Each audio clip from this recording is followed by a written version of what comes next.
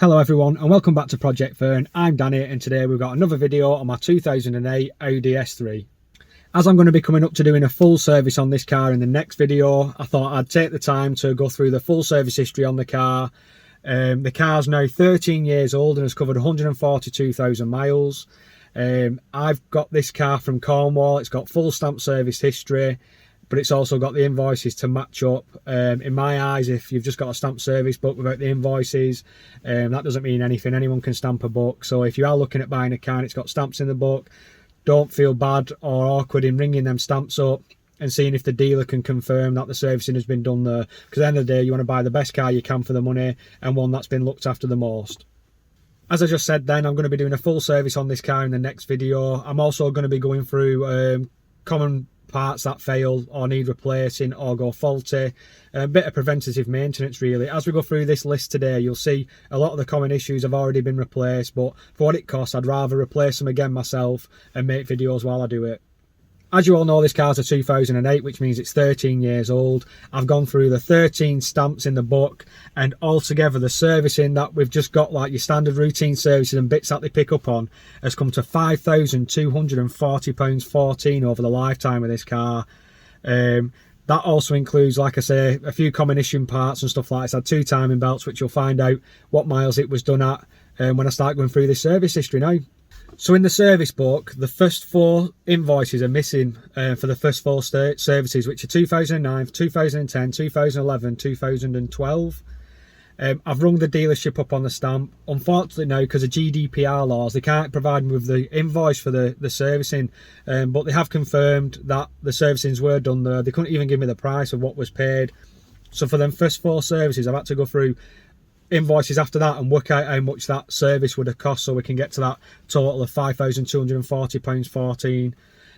One dealership did print me off the Audi service history, what they've got on the system for the car, which just basically says when it's been in and all the dates match up to when it's had its services and stuff like that. So it's just a shame I can't get hold of the first 4 invoices, but it is what it is. I thought they'd at least print the invoices off because I feel it adds to the value of the car, and blank the customer's name out, but straight away they was like, no, we can't because of GDPR. So it's a shame really, because one of the dealerships says this car's pretty much spent its life there, but they can't help. It's not the lad's fault on the phone. He was more than helpful giving me the service history print off that they've got on the Audi system, so I was happy with that. It confirms everything's been done as you'd expect, plus you've got the ticks in the service history on the Audi service book saying what it's actually had done as well, so we can get an idea of what's exactly been done when it's been in that dealership. So we get geeky again in this video. So the first service was carried out on the 24th of September 2009.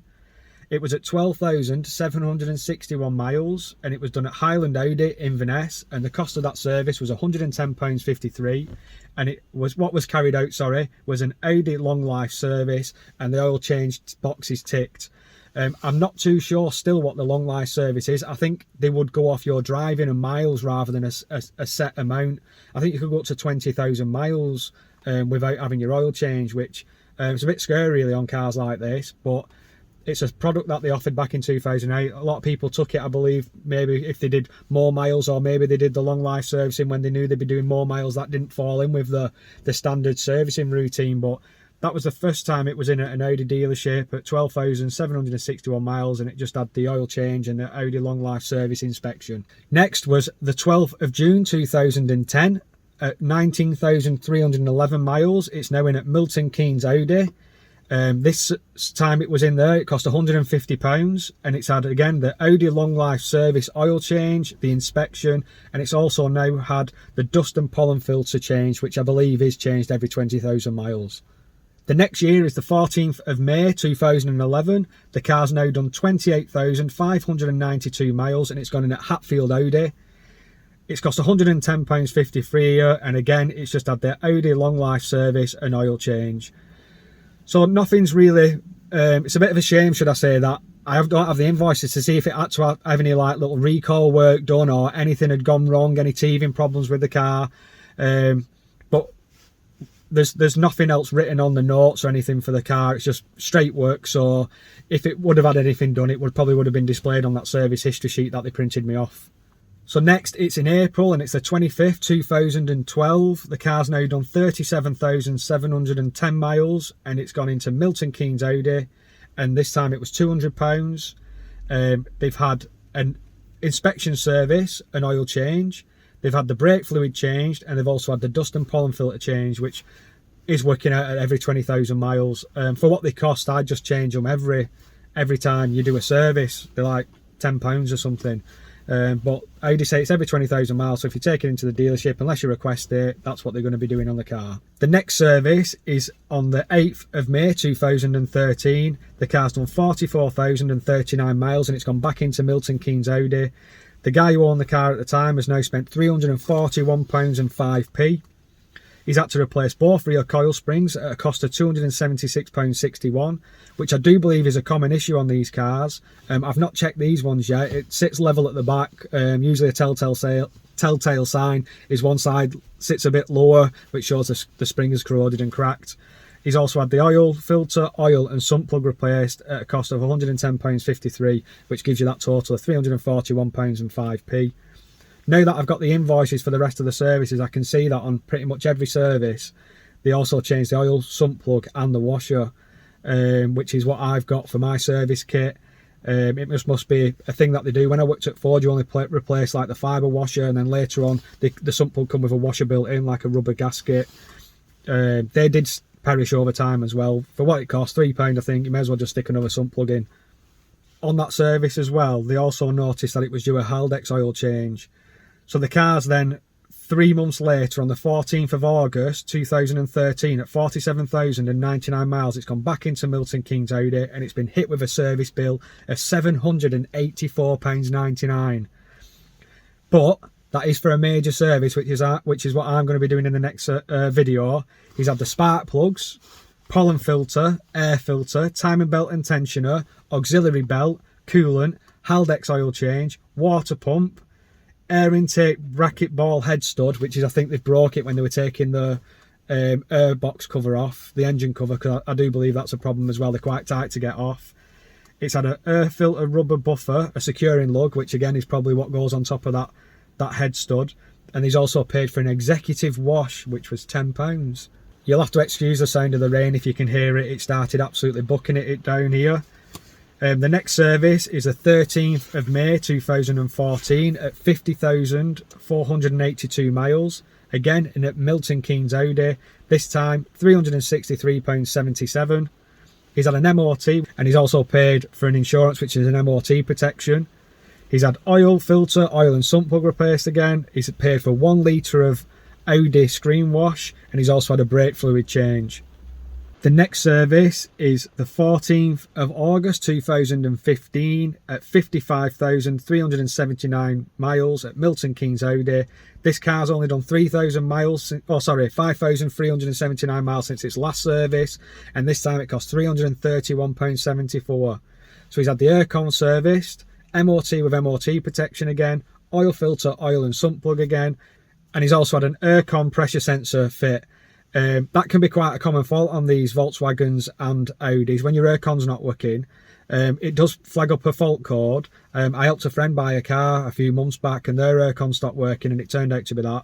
You can get a non-genuine one, which isn't expensive, but I'd always try and get a genuine one. It's a better quality part, and if they're a common problem, you want to try and get the best one you can for your money, even though obviously the original ones failed. But it is a common fault, so if you go looking at a car and like the aircon compressor's not kicking in, it might not be the compressor that's the issue, it might be that high pressure sensor. So just double check that as well. So we're in 2016 now, the 2nd of June. The car's done 60,730 miles and it's in with a company called Ramp and Wrench. They've given £350 to do an MOT, front pagid disc and pads, pagid, I don't know how you say it, and rear pagid disc and pads. Let me know in the comment section below how you actually pronounce that. They're a really good quality brake, disc and pad. I think they're pretty much the same as what Audi will fit if you go there. They're same price as Brembo discs and pads, usually when I've done them in the past. They've got really good reviews and like feedback off people when you go on the forums and stuff like that. A lot of garages recommend them. A lot of the independent specialists also fit them. It's on the 2nd of August 2016. The car's done 61,118 miles. It's back, it's now in with a specialist, Midland VW, and they've given them £290. They've done a full service, which is oil, filter, oil and sump plug.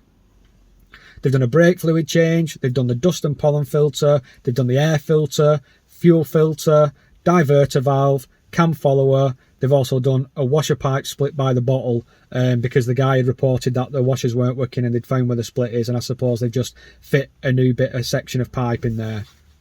Next service is the 1st of July 2017 at 78,345 miles, again with Midland VW.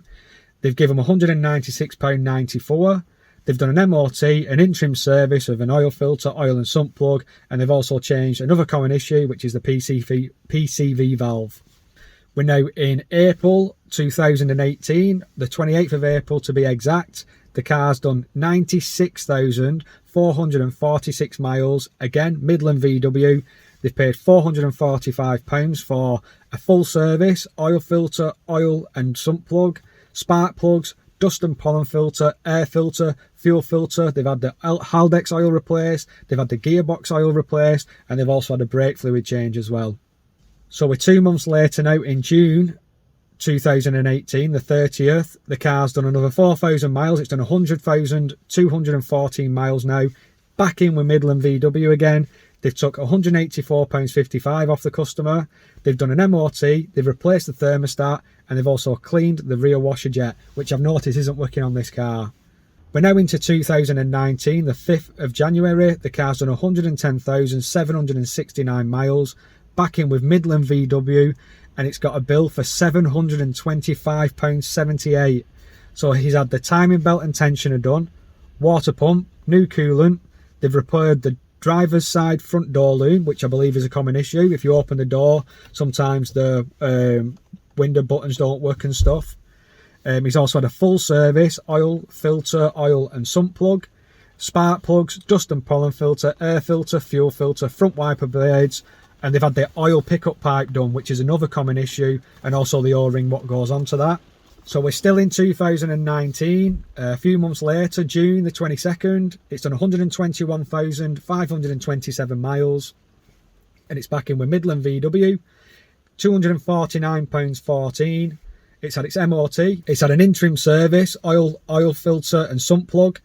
It's also had an aircon regas. It's had the cam follower replaced on the high pressure fuel pump, which is another common issue that they find. And it's had an airbox bung, which I take it again is where they're taking the airbox off and they're breaking the bung, or it's snapping, or it's perished, or it's missing. 1 month later, on the 13th of July 2019, at 123,004 miles, it's back in with VW at Midland. It's a bill for £206.12, and they've replaced the driver's side door loom. Next, we're in 2019 still. This is in October the 26th, 130,423 miles. It's in with a garage called Sky Blue Garage, £110. They've been charged for an oil service. The last time it was serviced was at 134,634 miles, and that was on the 3rd of October 2020 at All Aspects Auto, and they've charged the customer £100 to replace the oil filter, oil, sump plug and driver's side door lock mechanism. That might sound cheap, but the guy, that's the guy who I bought the car off, and he's provided them with all the parts. So they charged them £60 to do the oil service, and they charged them £40 to install the driver's side door lock mechanism. So in total, like I said at the beginning of the video, that comes to £5,240.14 they've spent on this car so far in its service history. I've got all the bits to do a major service on it, and I'll be going through all the prices, which ones I've got from which company, whether I've got Audi, Euro Car Parts or OP Oils. That's quite a lot of money over a 13-year period, I suppose. It's nice to know it's had all that spent on it, and it's also nice to know all the common issues have been done. Oil pickup pipe, diverter valve, PCV valve, the cam following, the high pressure fuel pump. So I think that's quite a decent service history for an S3, considering this car's still standard apart from a remap which was only done a few months ago. I'm still unsure whether I'm going to get that taken off or not.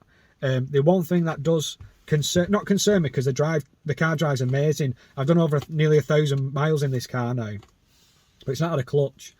There's no history to say it's ever had a clutch. So if this is still going on the original clutch at 140,000 miles, it just shows. You can see with that, the guy who must have had it last when he was taking it to Midland VW, he's clearly doing a lot of motorway miles in this car, which is probably going to preserve the clutch a little bit longer. So that's the end of this video. I hope you enjoyed this one, and again, it wasn't too boring. I just love stuff like this. I love going through the paperwork on cars. I love finding out the history, what it's been spent on it, whether it's been looked after, whether I've bought a nice car, whether I've bought a good car. I'll be finding all this out in the next video, where I am going to be carrying out the full service on it. If you're enjoying the videos on the Audi S3, I have got a lot of videos in the pipeline. Like I just said, I've got the full service video, I've got the rear wiper video, I'm going to be fitting the diverter valve, the tappet or the cam follower, whatever you want to call it, and the high pressure fuel pump. And then there's another few common issue parts that I'm going to be going through. There's a good thread on one of the Audi forums, which I'm going to post a link to in my next video, which just highlights what you need to be looking at if you're, well, common issues if you're looking at one of these. I've also put together a bit of a guide that I made when I started looking for an S3 8P, and I don't know whether to just upload that in PDF format for people, because if you are looking to buy one of these, at least you can take that list and take it with you. It'll take you 20 minutes to go through all this list, but it's everything you need to be looking at on this car. So if you turn up to look at one of these cars, you can say to the guy who owns it at the time, it's like, I'm not being rude, can you just give me 20 minutes? I'm going to blitz my way through this car and then tell you whether I want to buy it or not.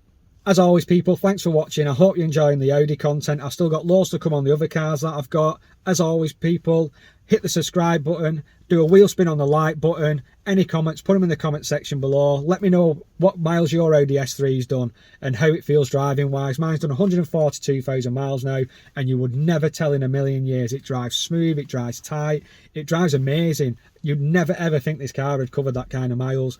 I'm hoping I'm going to be able to get this car to 200,000 miles, and I think the key to that is carrying on with the maintenance like it's been having, where there's been no expense spared really. So that's enough from me in this one. Again, thanks for watching, and I'll see you in the next video.